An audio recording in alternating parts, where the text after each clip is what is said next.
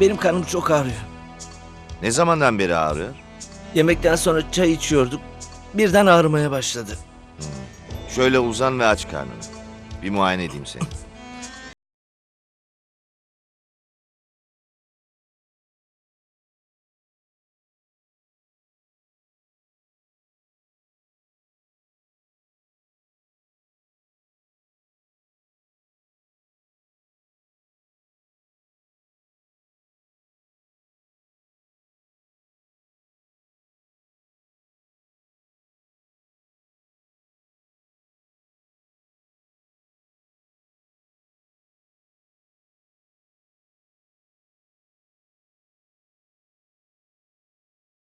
Şu vereceğim ilaçları kullanırsanız hiçbir şeyiniz kalmaz. Ayrıca yiyeceklerinize de dikkat edin.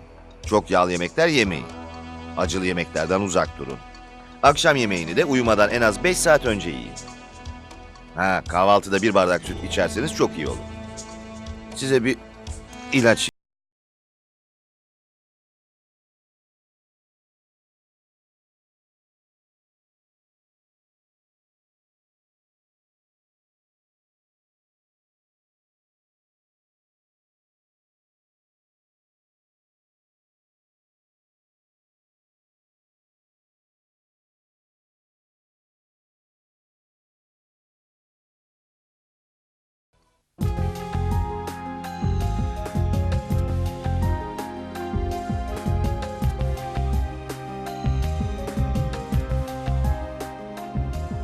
Amr, kendini nasıl hissediyorsun? İyiyim.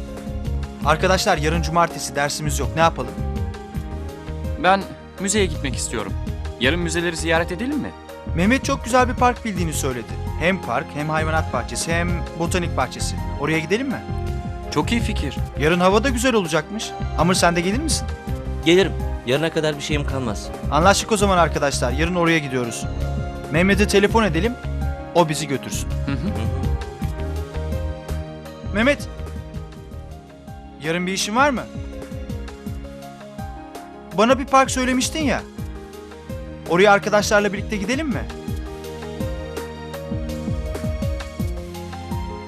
O zaman biz seni saat 1'de yurdun önünde bekleriz. Tamam, görüşmek üzere.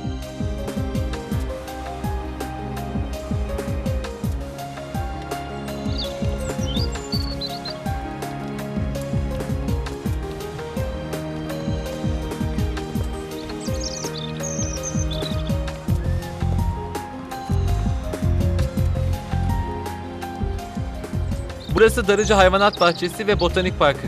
Mehmet, buranın özelliği nedir? Burası hem hayvanat bahçesi hem de botanik parkıdır.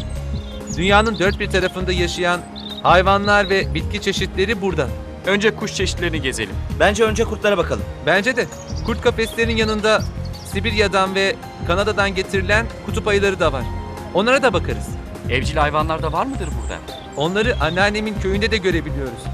Ama vahşi hayvanları sadece burada görme imkanımız var. Ben develeri de merak ediyorum. Benim memleketimde bol miktarda var. Hadi içeri girelim o zaman.